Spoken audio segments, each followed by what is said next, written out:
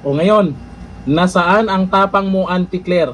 Abay, dyan sa Canada, sinundan, pinagmumura si Auntie Claire.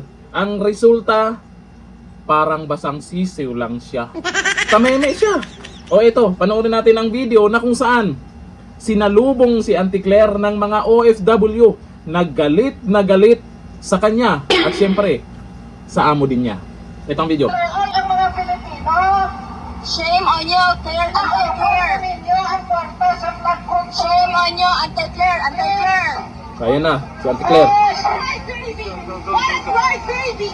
Please, bring the money to the Philippines. Nilapitan pa nila yan dyan. We have a big flood control projects come right now.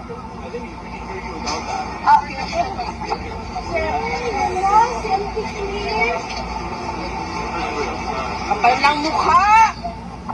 Tama, makapal talaga yan.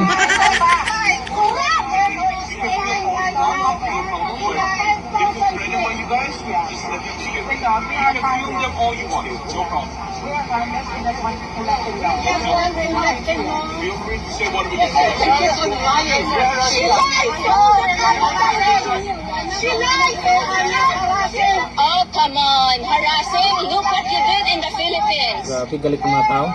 No, we are not violent with family.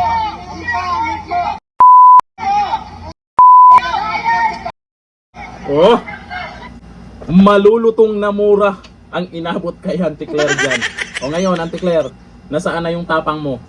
Tameme ka dyan. Eh, yung mga OFW na yan, sila din yang naging dahilan. Isa sila sa naging dahilan.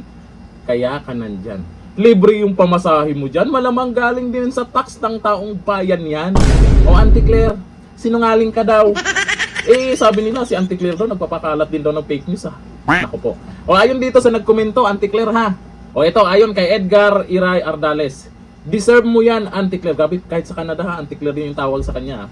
Nakatikim ka ng malutong na sabi ni Michael Espiritu, napakainit na pagtanggap ng mga kababayan natin sa Canada. Mainit sila.